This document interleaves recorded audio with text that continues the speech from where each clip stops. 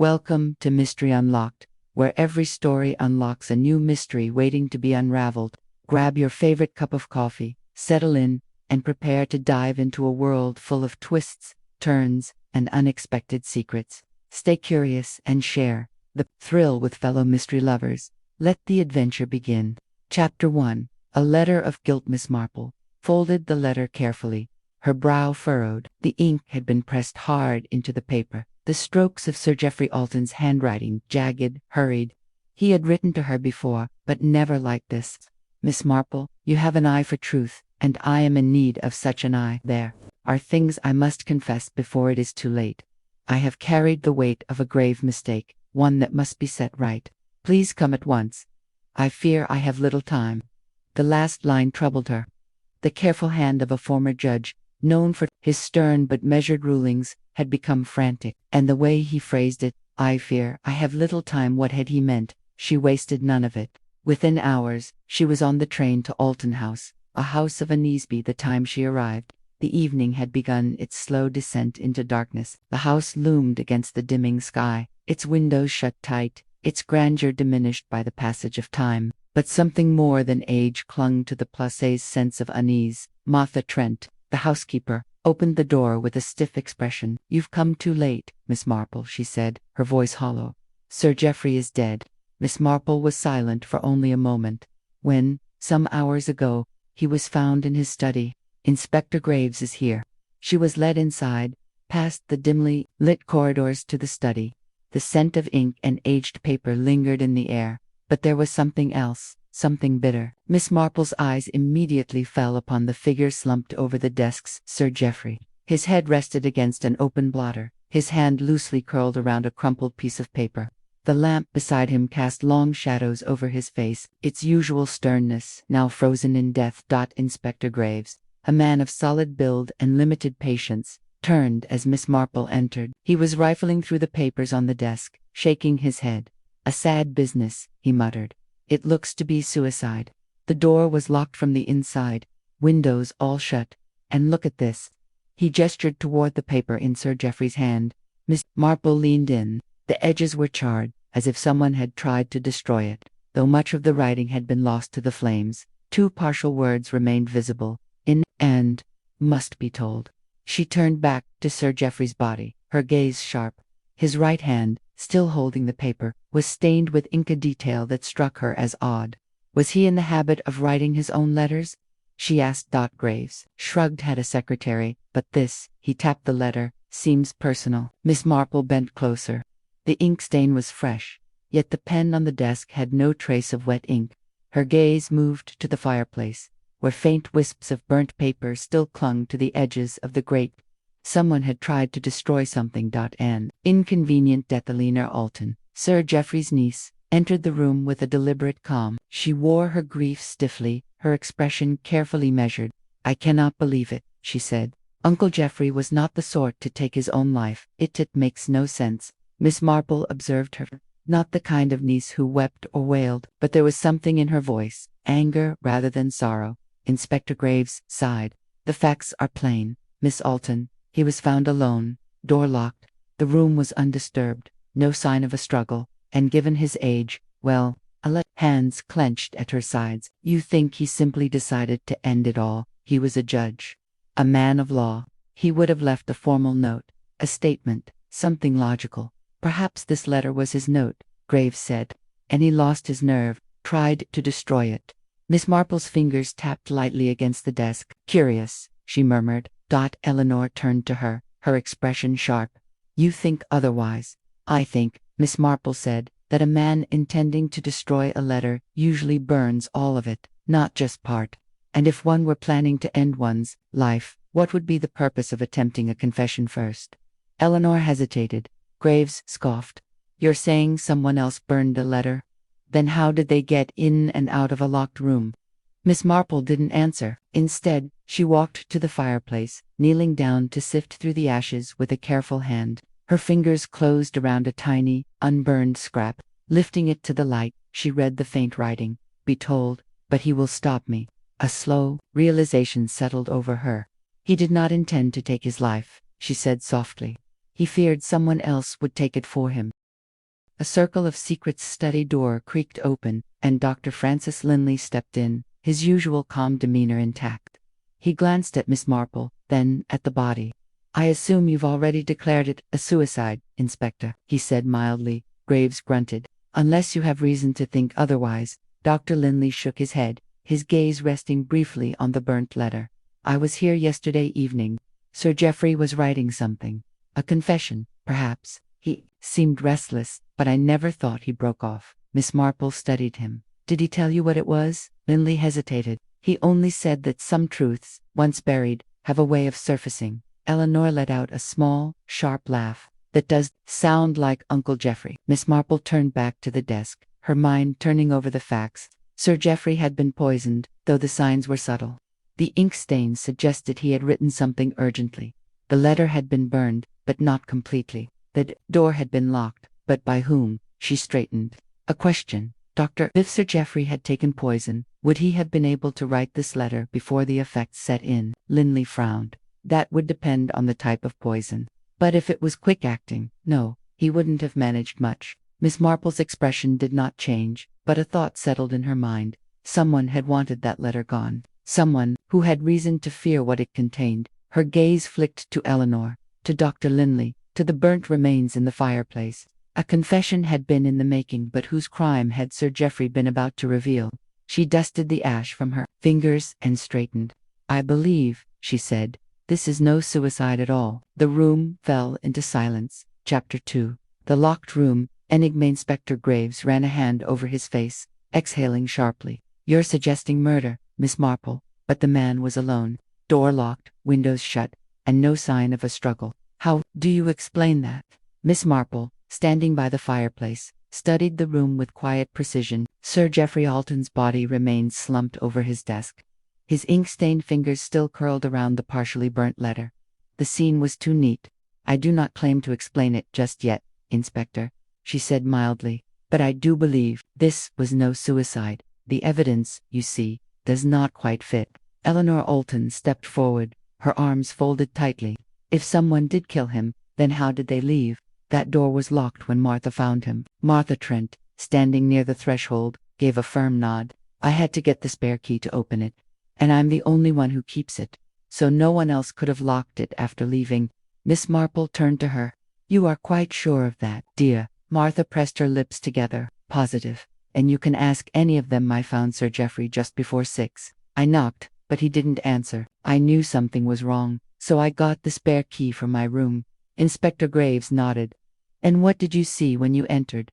"The same as now," Martha said, her voice tight. "Him slumped over like that, the lamp still burning. I didn't touch anything. I ran straight to fetch Dr. Linley." At this, Miss Marple turned her gaze to the doctor, who had been standing quietly by the window. "Dr. Linley, you were the first to examine the body. What was your conclusion?"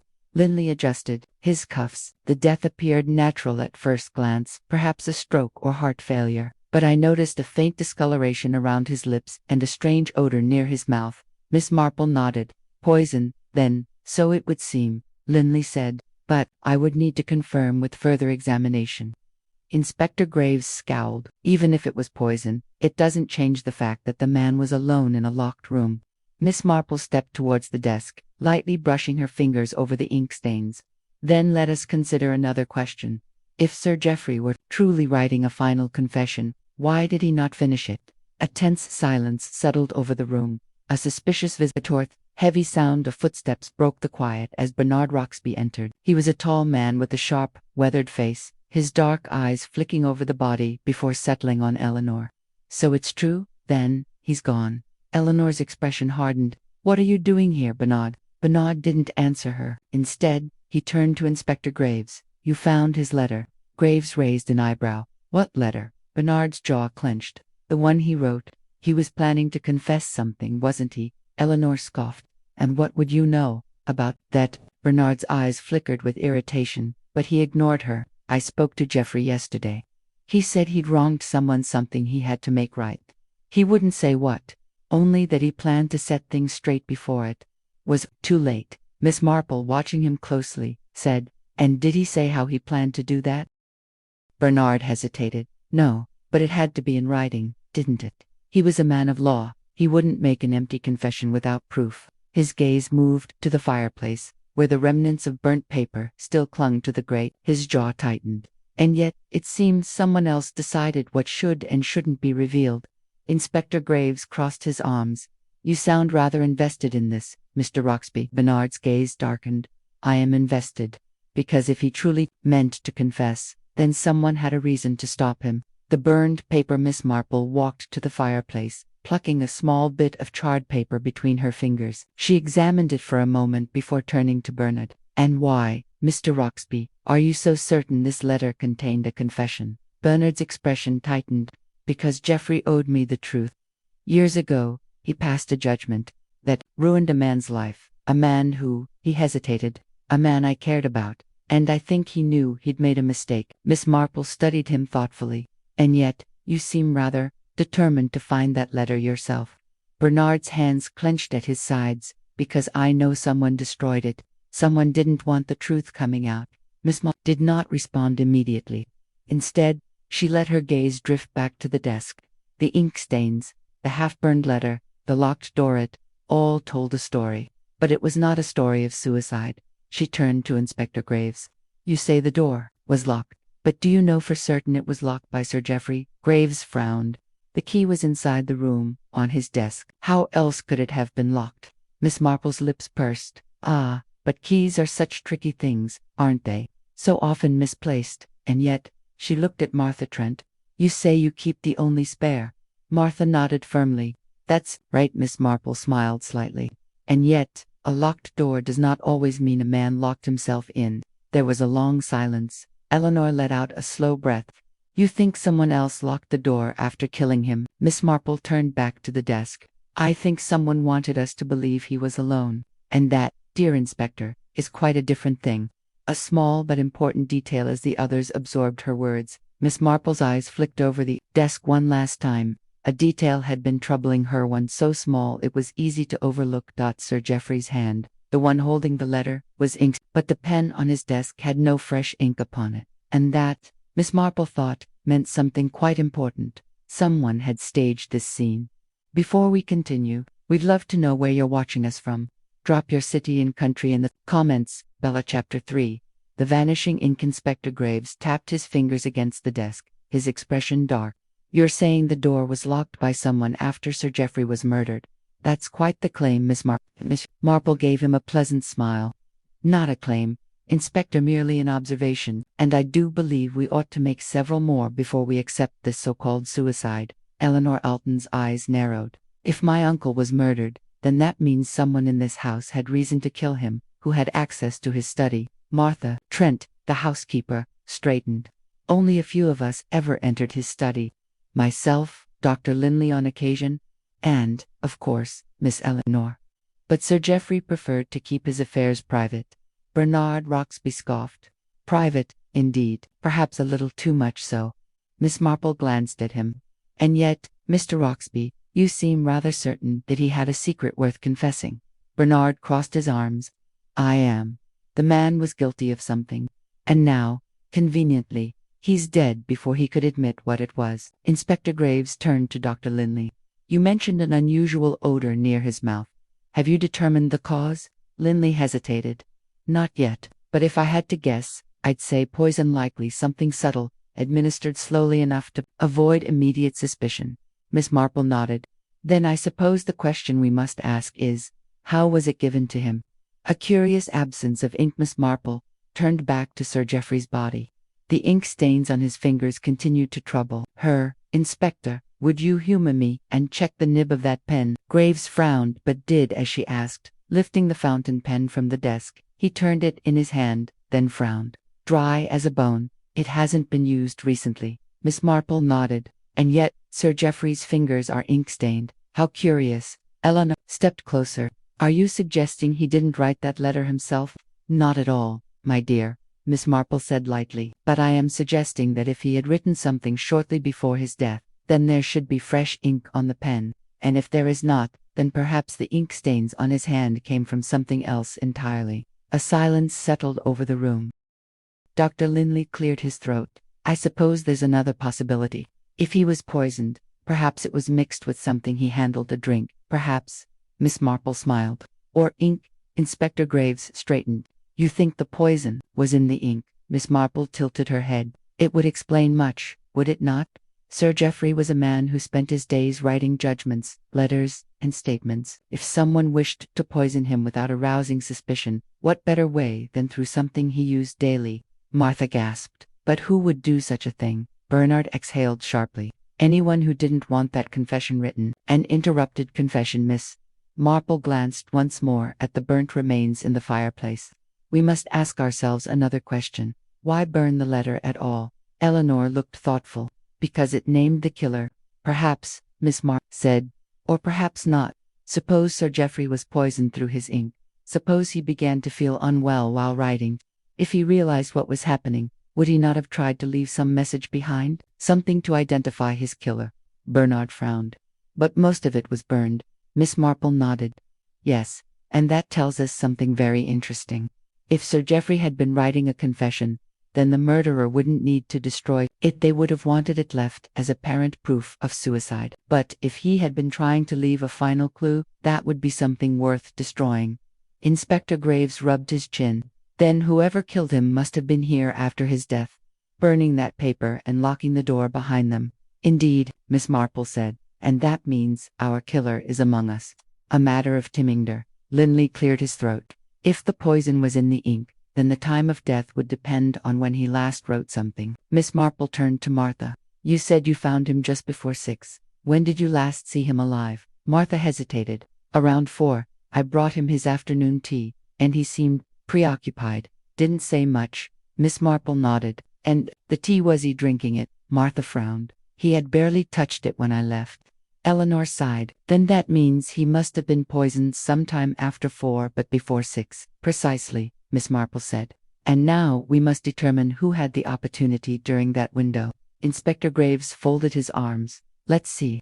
Miss Alton, where were you between 4 and 6? Eleanor stiffened. In the drawing room, reading. And you, Mr. Roxby? Bernard shrugged. At the inn. I didn't come back here until after 6. Dr. Linley sighed. I was attending to another patient at the time, a Miss Partridge. She lives just beyond the village. Martha looked startled. Then that only leaves. She swallowed.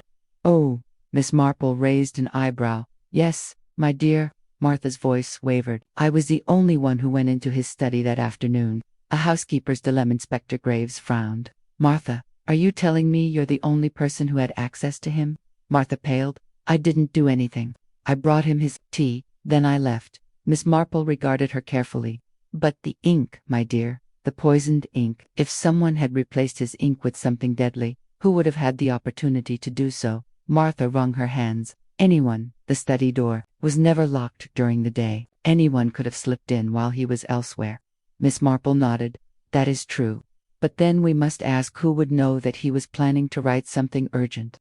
And who would know that if he did so, it might expose a secret, wished to remain hidden. Martha fell silent. Inspector Graves exhaled sharply. This is getting us nowhere. We need proper proof. Miss Marple gave a small smile. Then I suggest we find the bottle of ink he last used. For if it was indeed poisoned, that will be our first real clue. Chapter 4. The missing ink bottle. Inspector Graves strode across the study, his eyes scanning the shelves. If the poison was in the ink, then the bottle should still be here. Miss Marple watched him with interest. Not necessarily, Inspector. If our killer took the trouble to burn Sir Geoffrey's letter and lock the door, surely they would not leave the poisoned ink behind. Eleanor Alton folded her arms. Then, where is it? Someone must have hidden it. Bernard Roxby let out a short laugh. Or disposed of it entirely. If I were the killer, I wouldn't leave a bottle of poisoned ink lying about for someone to find. Inspector Graves shot him a sharp glance. That's an interesting way of putting it, Roxby. Bernard smirked. Oh, come now, Inspector. If I'd poisoned the old man, I wouldn't be standing here discussing how cleverly I covered my tracks, would I? Miss Marple smiled. Not unless you wished to appear innocent. Of course. Bernard's smirk faded. The last time the ink was seen. Martha Trent wrung her hands. Sir Geoffrey always kept his ink in the second drawer of his desk.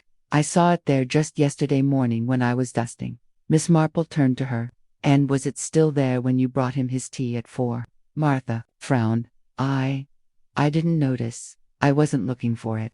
Inspector Graves pulled open the desk drawer. Empty.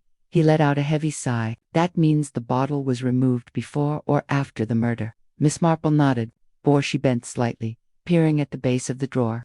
Then she pulled out a handkerchief and carefully lifted a small, dark stain from the wood. Ellie's eyes widened. Is that quite possibly, Miss Marple murmured, dried ink, which suggests that, at some point, the bottle was here, and that it spilled slightly before being removed. Dr. Linley leaned in, studying the stain. If the ink was poisoned, this could be an important clue. Miss Marple nodded. Then we must ask who had reason to take the bottle. A shaken housekeeper Martha's fingers twisted in her apron. I swear, I never touched it. I only ever cleaned around his desk. Why would I take his ink? Inspector Graves frowned. You were the last person to see him alive. If the ink was taken after the murder, you'd have had the perfect opportunity. Martha looked horrified. You think I killed him? Eleanor narrowed her eyes. He trusted you, Martha. You had access to everything in this house. If anyone could have slipped poison into his ink without suspicion, it was you. Martha shook her head fiercely. No, I loved Sir Geoffrey like a father. I would never harm him. Miss Marple watched her carefully. Martha, my dear, no one is accusing you just yet, but if you did see anything unusual, now would be the time to tell us. Martha hesitated. Then, slowly, she said, there was something odd. Just before I brought him his tea, I saw someone leaving the study. A hush fell over the room. Inspector Graves leaned forward. Who? Martha swallowed hard. Dr. Linley. A doctor's explanation. Linley stiffened. That's absurd. I was never in the study at that time. Miss Marple tilted her head. Martha, my dear, are you quite certain? The light at that hour can be misleading. Are you sure it was Dr. Linley you saw? Martha hesitated. I thought so. The figure was wearing a dark coat, just like his. Bernard scoffed. Plenty of men wear dark coats. Dr. Linley's lips pressed into a thin line. This is ridiculous. I was with a patient all afternoon, and you can verify that, Inspector. If someone was in the study, it was not me. Miss Marple's eyes twinkled. Then, perhaps, dear doctor, someone wished to make it appear as though you had been there. Eleanor frowned. You mean they wanted him to be a suspect? Miss Marple nodded. It would be rather convenient, wouldn't it? A well-respected doctor, appearing near the scene of the crime, with access to all manner of poisons. Inspector Graves scowled. So now we have a missing ink bottle, an unreliable witness, and a murderer who might have been disguised. Miss Marple clasped her hands. Indeed, and what an interesting puzzle that makes. An unexpected discovered. Bernard, who had been pacing near the bookshelves, suddenly paused. Wait a moment. He reached behind a stack of books and pulled something out. A small, empty bottle. The room fell silent. That Inspector Graves snatched it from his hands. Where did you find this? Bernard gestured to the shelf. Tucked behind the books. I wasn't even looking for it. Miss Marple examined the bottle carefully. If this was Sir Geoffrey's ink, then why hide it here? Dr. Linley peered at the label. It's ink, all right. But it looks like it was cleaned out. If there was poison in it, we may not be able to tell. Miss Marple smiled slightly. Oh, I wouldn't be so sure, Dr. Prupp. A careful criminal wipes away evidence, but they often forget the smallest traces. Inspector Graves called for a constable. We'll have this analyzed immediately. Miss Marple's gaze lingered on the empty space behind the books. The placement is interesting, don't you think? A hasty attempt to hide evidence, almost as if someone panicked. Martha let out a small gasp. It wasn't me. I swear it wasn't me. Miss Marple patted her arm. No need to fret, my dear. If someone wished to frame you, then they did not do a very good job. Bernard frowned. Then, who did hide it? Miss Marple's eyes twinkled. Ah, Mr. Roxby, that is precisely the question we must answer next. Chapter 5. The Interrupted Murder. Inspector Graves held up the empty ink bottle. If this was the poisoned ink, someone deliberately hid it behind those books. The question is who? Miss Marple smiled gently. And perhaps more importantly, when the room was silent except for the faint ticking of the grandfather clock, Bernard Roxby leaned against the desk, arms crossed. If the murderer panicked and hid the bottle, it means they were afraid of being caught, which means someone interrupted them. Eleanor Alton stiffened. Then the real question is who walked in on them. A timeline of suspicion. Miss Marple looked at Martha Trent. the housekeeper. My dear, you said you saw someone leaving Sir Geoffrey's study before you brought in his tea. You thought it was Dr. Linley, but now you aren't so sure. Could you describe them again? Martha hesitated. They were tall, wearing a dark coat, walking quickly, almost in a hurry. Inspector Graves grunted. That could be nearly anyone. Dr. Linley, still looking annoyed, shook his head. And I've already said I wasn't here at that time. My patient, Miss Partridge, can confirm it. Miss Marple nodded thoughtfully.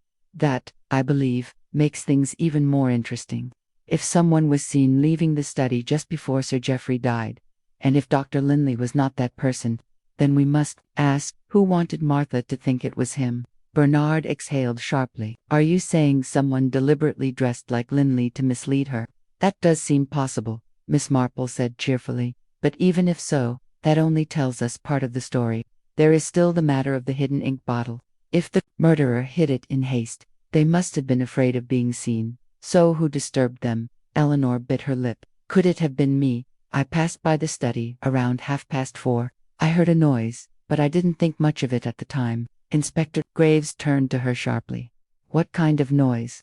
She frowned, thinking something like a chair being pushed back suddenly. Then footsteps. Miss Marple's eyes twinkled. Ah, how very telling. A chair moving back in a hurry, and footsteps. The murderer must have realized they weren't alone and fled, hiding the ink bottle in their rush. Bernard let out a low whistle. So, the question is, Eleanor, did you see anyone? Eleanor hesitated. Not clearly. The door was ajar, but I only caught a glimpse of movement. Whoever it was must have slipped out quickly. A study of panic, Miss Marple nodded. Then let us consider the study itself. If the murderer had time, they would have taken the bottle away completely, but instead, they hid it behind the books. Why? Inspector Graves sighed. Because they heard someone coming and didn't have time to take it with them. Exactly, Miss Marple said. Now, let us imagine the scene. The murderer had just poisoned Sir Geoffrey's ink, or perhaps they had already done so earlier, and returned to ensure the plan was working. They find Sir Geoffrey dead, then suddenly they hear a noise outside the door. They have seconds to react. What do? Martha shivered. They panic. Eleanor nodded slowly. They hide the evidence, leave quickly, and try to act normal. Miss Marple smiled. Which means, my dears, that the person we seek is not one who was calmly going about their business that afternoon, but rather someone who seemed flustered. Bernard looked around. So who was acting strange after 4:30? A nervous witness, Martha gasped suddenly. Oh, I just remembered something. After I brought Sir Geoffrey his tea, I went downstairs, and I saw. She hesitated. Miss Marple encouraged her with a gentle nod. Yes, my dear, Martha swallowed. I saw Mr. Roxby standing in the hallway, looking pale as a ghost. Bernard's expression darkened. Now, wait just a moment, Inspector Graves pounced. You were outside the study at that time. Bernard rubbed his temple. I had just come in from the inn. I heard a noise from the study. But when I looked in, I saw nothing unusual, so I left it alone. Miss Marple raised an eyebrow. You heard something before Martha found the body. Bernard shifted uncomfortably. I suppose I did. Inspector Graves scowled. And you didn't think that was important to mention? Bernard rolled his eyes. If I told you every creak and whisper I heard in this house, you'd be writing reports for days. Miss Marple's smile never wavered. And yet, dear Mr. Roxby, you did hear something. Could it be that you interrupted the murderer without realizing it? Bernard hesitated. I don't know. Maybe. A key clue emerges. Miss Marple turned back to the bookshelf. There is one last thing to consider. The ink bottle was hidden behind the books, but which books? Inspector Graves glanced at the shelf. Some old legal volumes. Why? Miss Marple ran her fingers along the spines. Because murderers are clever, but not always logical. If one is hiding something in haste, one does not choose a place entirely at random. One's hand naturally goes to a familiar spot. She stopped, tapping one book in particular. Eleanor frowned. That's a volume on inheritance law. Miss Marple smiled. Indeed it is. And what an interesting choice of hiding place. Bernard's expression tightened. Are you saying? Miss Marple turned, looking at each person carefully. Someone in this house was worried about what Sir Geoffrey might put in writing. Someone who knew that a written confession, perhaps something to do with an inheritance, could ruin them. That, I believe, will take us a step closer to our murderer. Chapter 6. The Will That Never Weighs. Inspector Graves frowned at the volume on inheritance law. So, you think our killer panicked and hid the ink bottle here because they had been looking at these books? Miss Marple nodded. Precisely. This particular book is well used. Noticed the worn edges. Someone consulted it recently, perhaps fearing what Sir Geoffrey intended to put in writing. Eleanor Alton's eyes darkened. You think the murder was about his will? Dr. Linley folded his arms. It would make sense. Sir Geoffrey was wealthy. If he was planning to change his will, someone had motive to stop him. Bernard Roxby let out a short laugh. And how do we even know there was a new will? Miss Marple's eyes twinkled. Ah, Mr. Roxby, a most pertinent question. But allow me to ask a simpler one. Who benefits from the existing will? Who gains from Geoffrey's death? Inspector Graves pulled out his notebook. Sir Geoffrey's known heirs are his niece, Miss Eleanor Alton, and his ward, Mr. Bernard Roxby. The housekeeper, Martha Trent, has been in his service for decades but has no legal claim to his estate. Eleanor clenched her jaw. I suppose that makes Bernard and me the obvious suspects. Bernard shrugged. Well, you more than me. After all, you lived with him, Eleanor. You had more influence over his decisions. Eleanor's cheeks flushed. And you had less. Don't be ridiculous. You've been circling Sir Geoffrey for years, waiting for him to die. Miss Marple cleared her throat. Gently now. Now, let us not be hasty in our accusations. Tell me, Inspector, was a copy of Sir Geoffrey's will found among his belongings? Inspector Graves nodded. Yes, a standard document, last updated 10 years ago. It splits his estate evenly between Miss Alton and Mr. Roxby. Miss Marple tapped her chin. 10 years is quite a long time. Had he mentioned any plans to revise it? Martha Trent hesitated. Well, he did say something recently. I wasn't supposed to hear, but I did. All eyes turned to her. The secret conversation. Martha swallowed. It was a few nights ago. I was bringing up his tea when I overheard him speaking to someone. He said, it must be done soon. I cannot leave things as they are. Eleanor leaned forward. Who was he speaking to? Martha looked uncomfortable. I don't know for certain, but I think it was Dr. Linley. The doctor's head snapped up. That's absurd. I never had any such conversation with Sir Geoffrey. Miss Marple studied him. Are you sure? Dr. Linley exhaled sharply. I saw him as a patient last week. Yes, he was worried about his health, but he didn't mention any will to me. Miss Marple's gaze didn't waver. And yet, Sir Geoffrey was clearly troubled by something. If he was planning to change his will, who would that have hurt the most? A missing document. Inspector Graves scribbled in his notebook. If Sir Geoffrey intended to alter his will, we need to know what the changes were. But if no new document was found, it means one of two things. Either he never wrote it, or someone destroyed it. Miss Marple's voice was calm. And given that we know a letter was burned in the study fireplace, it would not be unreasonable to suspect that a second document, perhaps a new will, was also destroyed. Bernard scoffed. This is all guesswork. We don't even know if a new will existed. Eleanor turned to the inspector. Could a lawyer confirm if one was drawn up? Inspector Graves grunted. We'll check with his solicitor. Miss Marple nodded. Yes, that would be prudent. But in the meantime, let us consider another possibility. If Sir Geoffrey had made a new will, whom might he have excluded? Bernard's expression darkened. And here I thought we were avoiding hasty accusations. A past betrayal. Eleanor's eyes narrowed. There's something you aren't saying, Bernard. If Uncle Geoffrey was planning to change his will, perhaps he had a reason. Bernard rolled his eyes. Oh, please. Eleanor pressed on. What about your debts? Bernard stiffened. That's none of your concern. Miss Marple clasped her hands. Ah, debts, you say. Now, that is interesting. Bernard's jaw tightened. Fine, yes, I owe money. Some bad investments, but Sir Geoffrey never knew about it. Eleanor scoffed. Are you sure? He was no fool. Miss Marple tilted her head. And if he did know, Mr. Roxby, if he suspected you of financial irresponsibility, might he have decided you were not fit to inherit? Bernard clenched his fists, but said nothing. Inspector Graves nodded grimly. That's motive enough. If Sir Geoffrey was about to cut you out of the will, you'd have plenty of reason to stop him before he could sign anything official. The unfinished letter. Martha cleared her throat nervously. There's one more thing.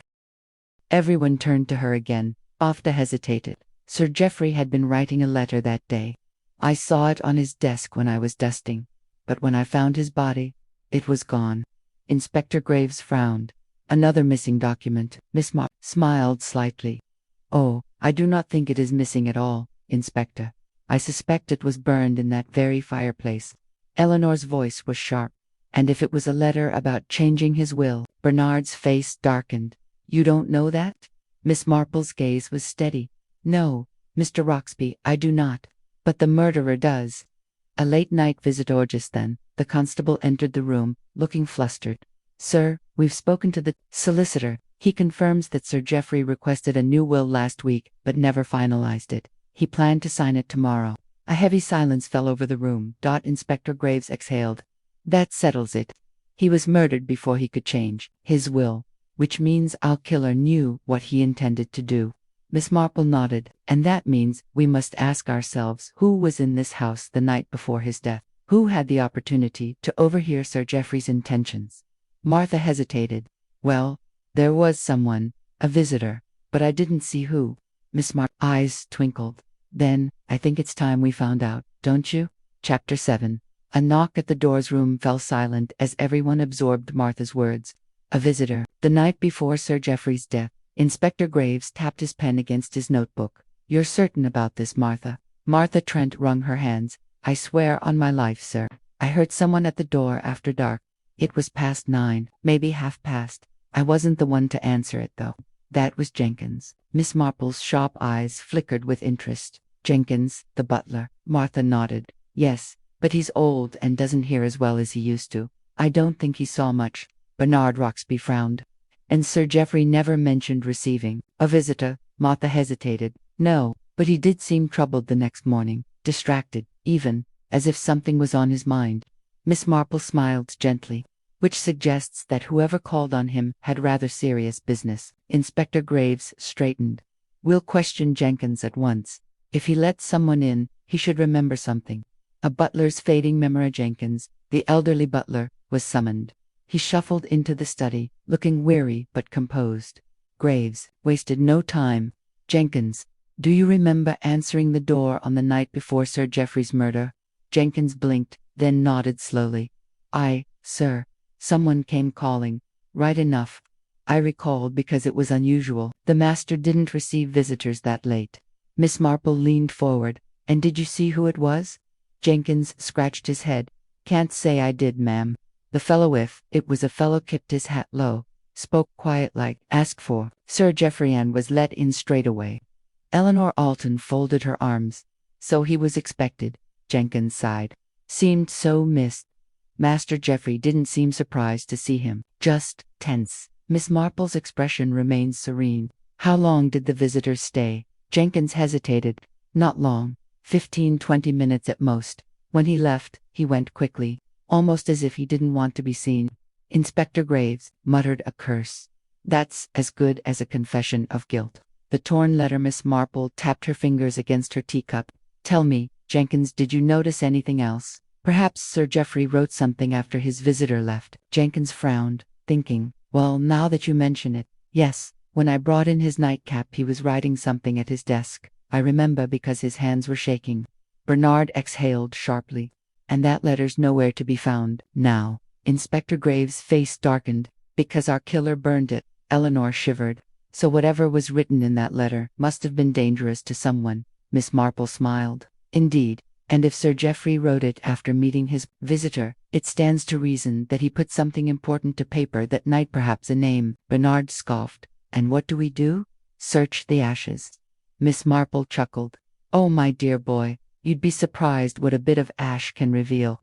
A fire's whisper. Inspector Graves ordered the fireplace examined.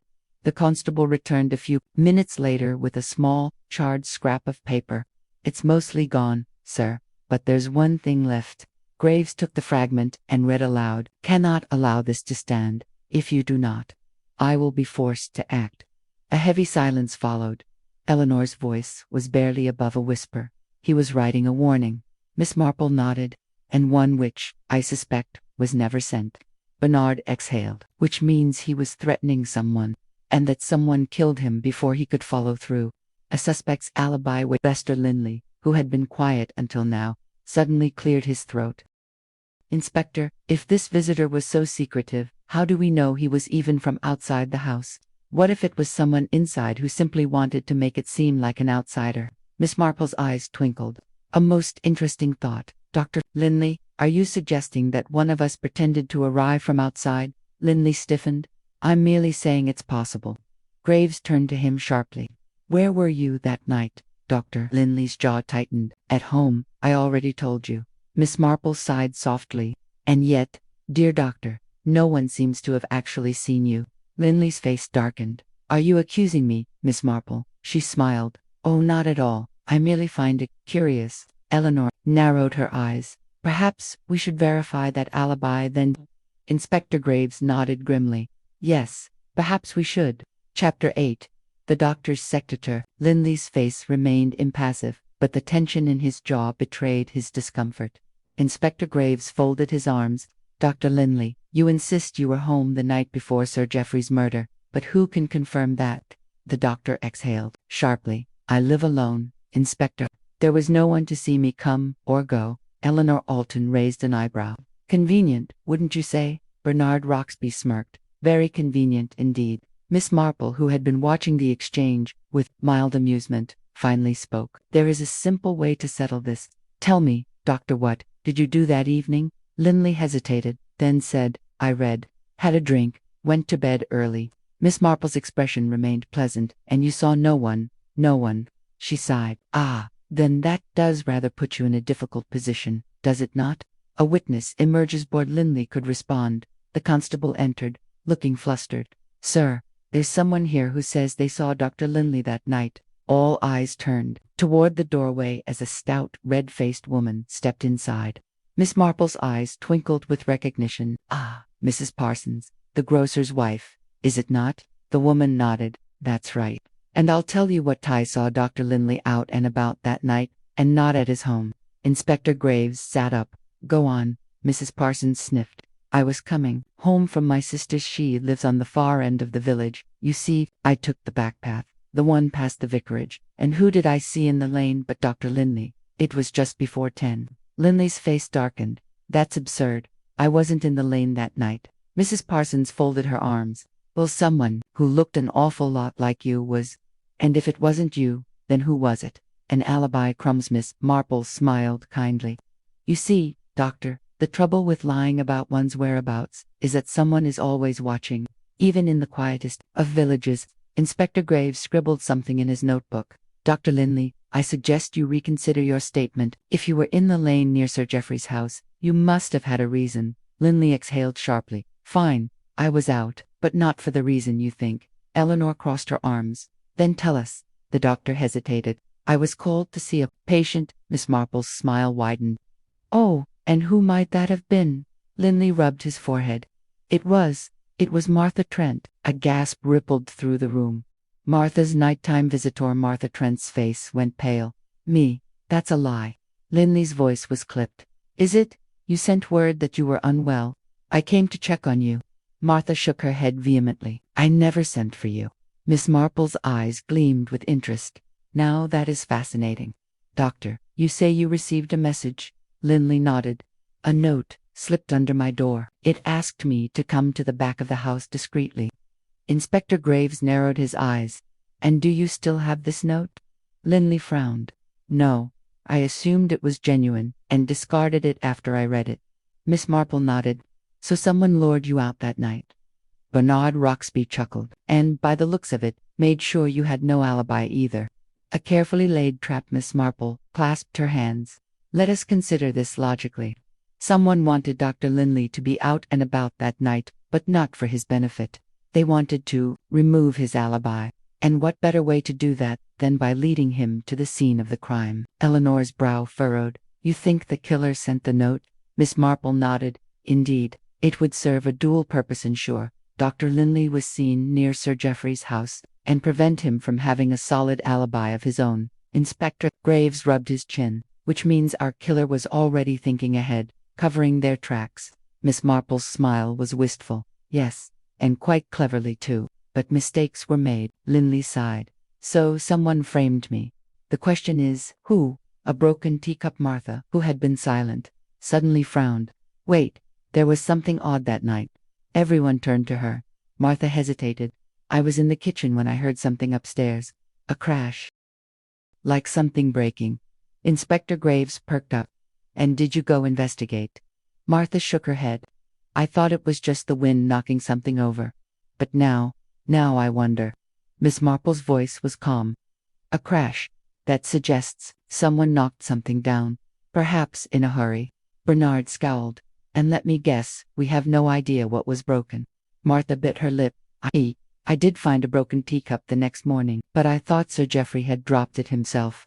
Eleanor's eyes narrowed. Unless it was knocked over in a struggle. Miss Marple's voice was gentle. Yes, and if there was a struggle, then Sir Geoffrey may not have gone quietly. The unfinished letter returns. Inspector Graves drummed his fingers against the desk. That unfinished letter. If Sir Geoffrey had time to write, he had time to fight back. Which means Miss Marple finished for him. Which means our killer may not have left unscathed. A tense silence followed. Bernard's voice was slow. You mean they could have been injured? Miss Marple nodded. A scratch, a bruise. Something small, perhaps, but enough to prove they were there. Eleanor swallowed. So we need to look for someone who's been hiding an injury. Inspector Graves straightened. Then, let's start looking. Miss Marple's gaze swept the room, her sharp eyes missing nothing. Chapter 9. The hidden wound room buzzed with tension as Inspector Graves snapped his notebook shut. Right, then. If our killer bears an injury, we need to find it. Bernard Roxby smirked. Easier said than done, Inspector. If I were the murderer, I'd be very careful to keep it hidden. Miss Marple, seated comfortably in her chair, gave him a mild smile. Yes, but human nature is a stubborn thing, Mr. Roxby. A wound, however small, has a way of betraying itself, especially if one is trying too hard to conceal it. Suspicion. Falselina Alton, who had been unusually quiet, suddenly spoke. There's an easy way to settle this. We ask everyone in the house if they've had any recent injuries. If someone hesitates, we'll know. Inspector Graves nodded. A direct approach. I like it. He glanced at the constable. Round up everyone still in the house. We'll start now. One by one, the household gathered in the drawing room. Dr. Linley, Bernard Roxby, Eleanor Alton, Martha Trent, and Jenkins the butler. Miss Marple sat by the fire, knitting her sharp eyes, watching everyone closely. Graves stood before them with his arms crossed. Let's keep this simple. Has anyone suffered an injury, no matter how small, within the last 2 days? A heavy silence followed. Then, Dr. Linley scoffed. Surely you don't expect the killer to step forward and confess. Miss Marple smiled lightly. Of course not, dear doctor. But I do believe a guilty conscience makes people behave rather peculiarly. Bernard folded his arms. Well, I've no injury to hide. You can check me if you like. He rolled up his sleeves, revealing unblemished skin. Eleanor lifted her chin. Nor I. Martha Trent hesitated, then shook her head. Nothing here. Jenkins, the butler, coughed. Just my rheumatism, sir. Nothing new. Dr. Linley let out a sharp breath. This is ridiculous. Inspector Graves frowned. Then roll up your sleeves, doctor. Linley stiffened. I beg your pardon. Miss Marple's knitting needles clicked softly. Surely it's a simple request. Linley's hesitation lasted a fraction too long. Then, with deliberate slowness, he rolled up his left sleeve. His arm was unmarked. Bernard sighed. There, you see, a waste of time. But Inspector Graves' eyes narrowed. Your other arm, Linley. A flicker of something, anger, anxiety, crossed the doctor's face. He sighed loudly, as if the whole thing was beneath him, and yanked up his right sleeve. A long, thin scratch ran from his wrist to his forearm. A mark of guilt. Eleanor gasped. Bernard's smirk faded. Inspector Graves' expression darkened. And how, exactly, did you get that? Dr. Linley's mouth tightened. It's nothing. A scratch from the hedge outside my house. Miss Marple's voice was gentle. That's rather unfortunate, isn't it? Because you told us earlier you never left your house that night. Linley's jaw clenched. I already admitted I was outside, didn't I? Someone lured me out with that false note. Perhaps I brushed against something in the dark. Inspector Graves exhaled through his nose. Perhaps, or perhaps Sir Geoffrey fought back before he was killed. Eleanor folded her arms. It's rather convenient, isn't it? The man who had a secret meeting with Sir Geoffrey, who has no alibi now, turns up with a mysterious scratch on his arm. Bernard leaned forward. Go on, doctor. Explain it. Convince us. A desperate Defensalini's face was taut with frustration. I told you, it's from a hedge. Miss Marple's voice remained soft. A hedge. How very interesting. You see, Doctor, I do a great deal of gardening myself, and I must say, that scratch does not look like one from a hedge. The edges are too clean. A thorn's scratch is usually ragged. Linley's fingers twitched. Are you accusing me, Miss Marple? She smiled. Oh, I never accuse. I simply observed. Inspector Graves stepped forward. You had a quarrel with Sir Geoffrey before. We know that, and we now know you were outside that night. If you were meeting him in secret, and he wrote something damaging, would that not be a good enough motive? Linley shook his head firmly. This is absurd. Yes, I went out that night, but I didn't go into the house. Miss Marple's knitting needles paused. Ah, but we never said the killer entered through the front door, did we? A hush fell over the room. An open window. Martha Trent suddenly gasped. The study window. It was open that night, I remember now. Inspector Graves turned sharply. You're certain? Martha nodded. Yes. When I went in the next morning, the latch wasn't fastened. I thought Sir Geoffrey had simply forgotten to close it. Miss Marple sighed. Or perhaps someone climbed in or out. Linley's voice was strained. This is madness. You're all grasping at straws. But Eleanor's gaze was sharp. And yet you haven't explained that scratch properly, have you? Bernard Roxby chuckled. The good doctor's looking more and more suspicious by the second. Inspector Graves folded his arms. Dr. Linley, unless you can provide a better explanation for your movements that night, I'm afraid you'll remain our prime suspect. Linley's face darkened. This is absurd. Miss Marple gave him a thoughtful look. Perhaps, but the truth has a way of surfacing. Dear Doctor, sooner or later. Chapter 10. A letter that shouldn't exist. Linley's face was a picture of barely restrained anger. His hands clenched into fists at his sides as Inspector Graves studied him carefully. Miss Marple, her knitting needles resting idly in her lap, tilted her head. You are rather tense, dear doctor. One might almost think you were afraid of something. Linley scoffed. Afraid of what? Baseless accusations and village gossip. Eleanor Alton crossed her arms. Then why not simply tell us the truth? You're a man of science, after all. Bernard Roxby smirked. Or is the truth a little inconvenient for you, Linley? Before the doctor could reply, the constable entered with a hesitant knock. He carried a small, folded piece of paper in his hands. Sir, we found this in Sir Geoffrey's study, tucked between the pages of a book. Graves took the paper and unfolded it. His brows knitted together as he read. Good Lord. Miss Marple leaned forward with quiet interest. Something of importance. Inspector Graves cleared his throat and read aloud. I have little time. If something happens to me, the truth must come out. The man I fear most is the sentence ended abruptly. A heavy silence followed. Chilling revelation. Martha Trent clutched the arms of her chair. Sir Geoffrey was trying to name his murderer. Bernard let out a low whistle. And someone stopped him before he could finish. Inspector Graves studied the paper. The ink is smudged slightly. He may have been disturbed as he wrote. He looked at Linley. Well, doctor, have anything to say? Linley's jaw was tight. What exactly am I meant to say? Miss Marple gave a small smile. That does depend, dear doctor. If you had no involvement in Sir Geoffrey's death, then I would expect you to be rather relieved by this discovery. Instead, you seem more agitated than ever. Eleanor eyed the paper. But this doesn't prove Linley was the one Sir Geoffrey meant to name. Miss Marple nodded. No, but it does tell us something very important. Sir Geoffrey knew he was in danger.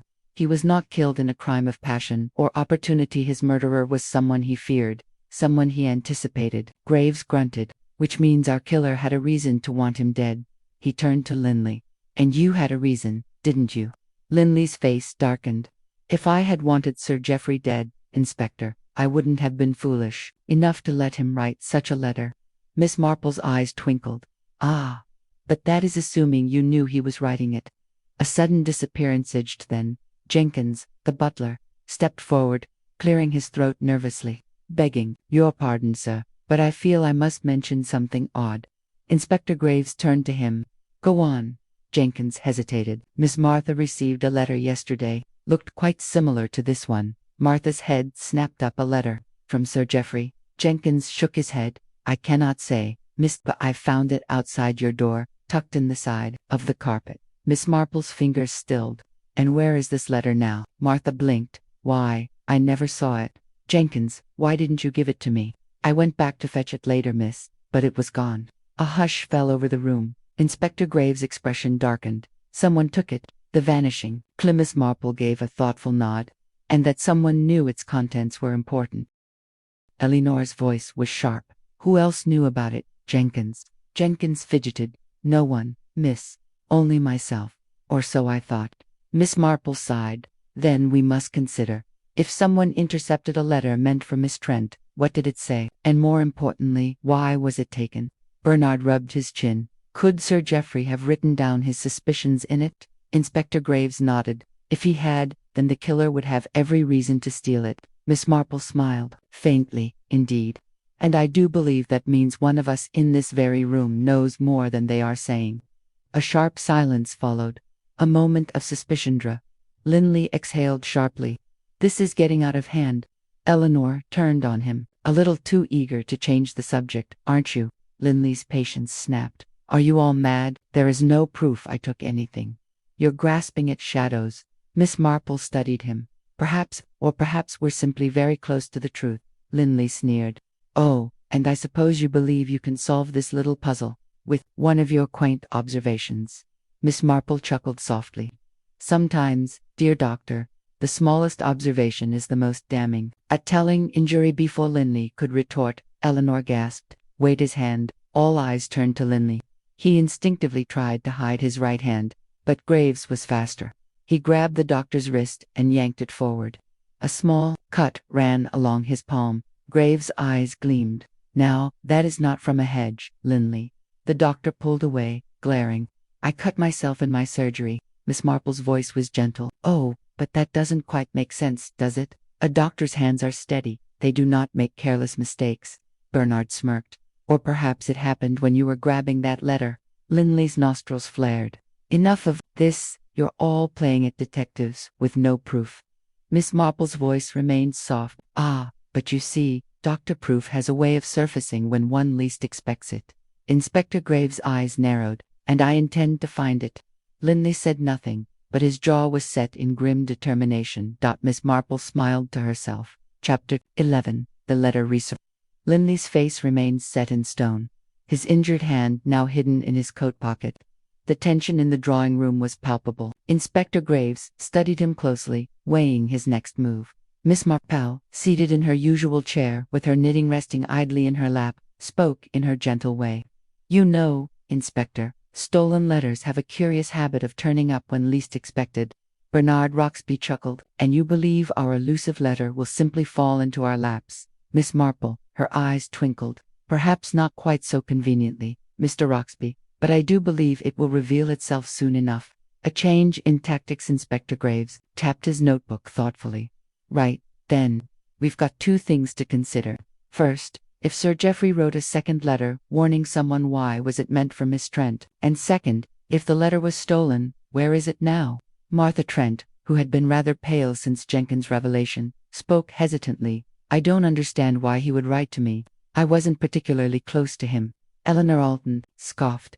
You were his housekeeper for years. He must have trusted you.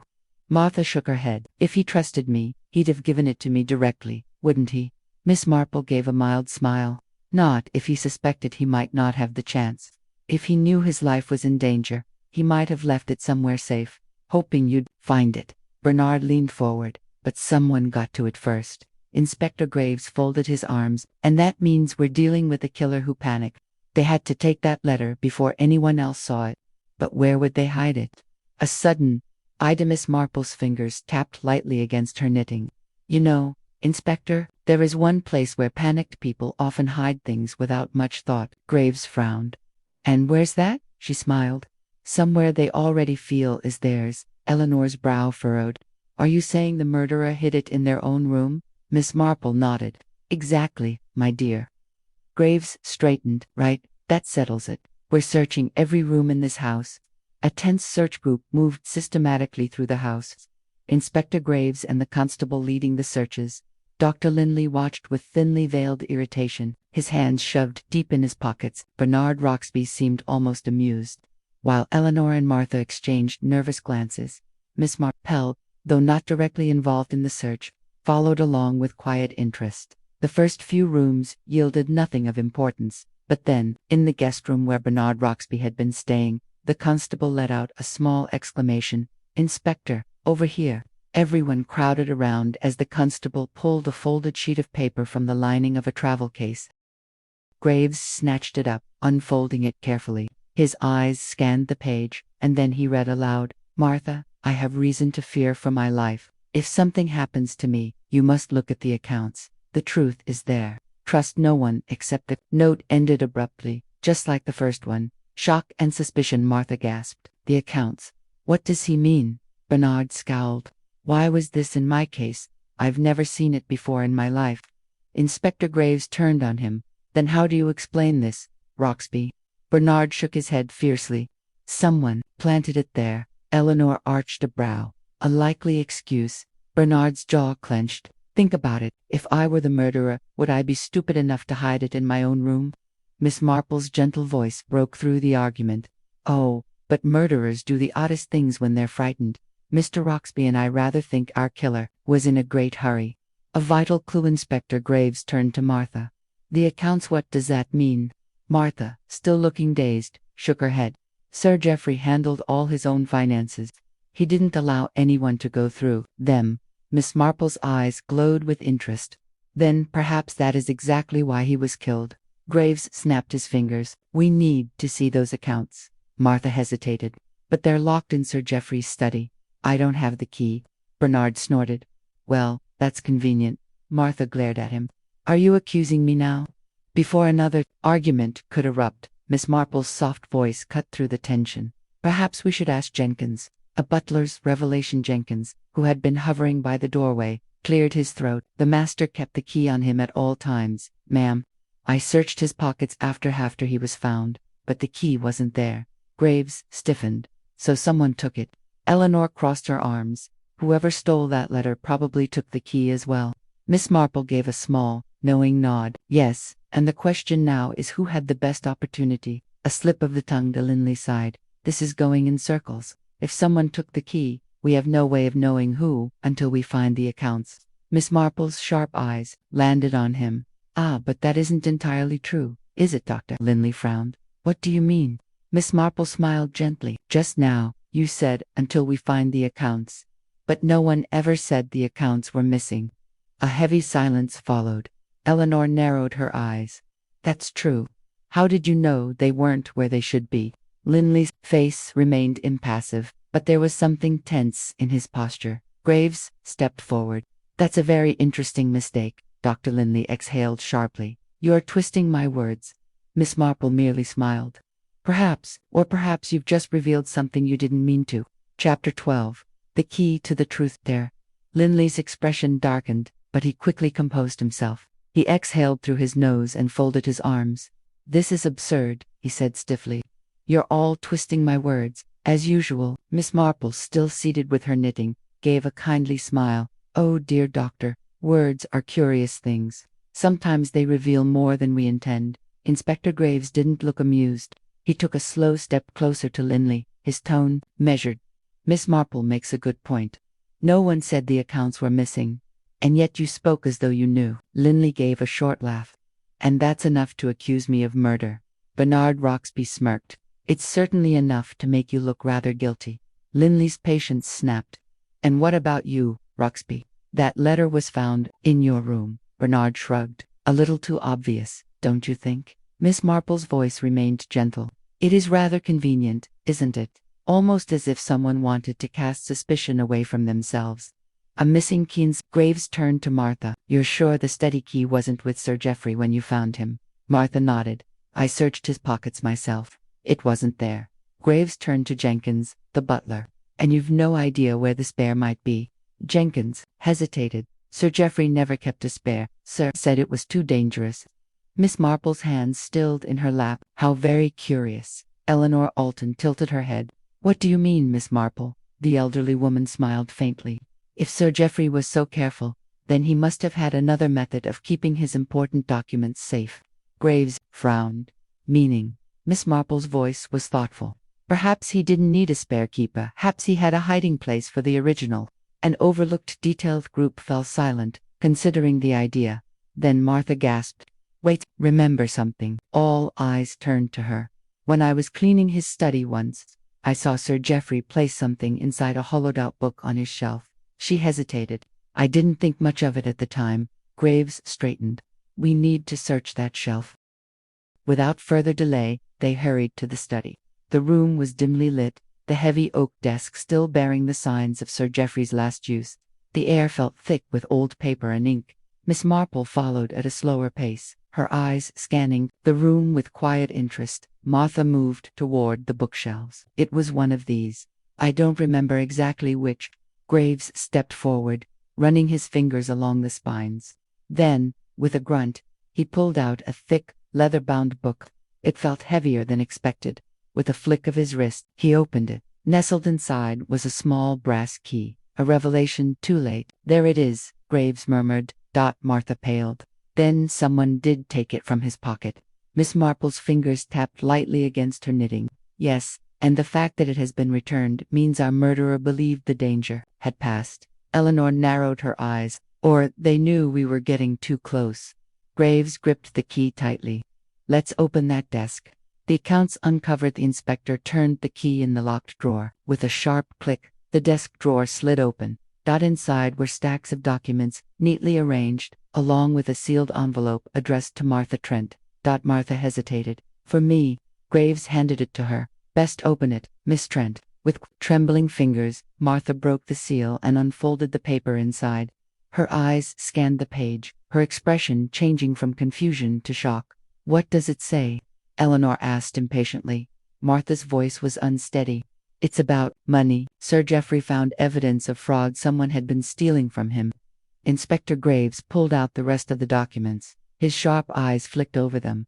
Well, it seems Sir Geoffrey was right. Someone was siphoning money from his accounts. Bernard frowned. Graves flipped to the last page and let out a slow breath. Dr. Linley. A stunned silence followed. Linley's hollow eyes turned to the doctor. His face remained carefully blank. Graves' voice was firm. Care to explain, Linley? The doctor exhaled through his nose. There's nothing to explain. Eleanor scoffed. You were stealing from Sir Geoffrey. Miss Marple studied him carefully. Oh, but I suspect it wasn't just money, was it, doctor? No. Sir Geoffrey was a man of principle. If he discovered the truth, he wouldn't simply confront you. He would have made sure you paid for what you had done. Linley's fingers twitched slightly. Bernard stepped forward. So that's why you killed him. He found out. Linley finally spoke, his voice low. I didn't intend to kill him. A hush fell over the room. Miss Marple's voice was soft. But you did, didn't you?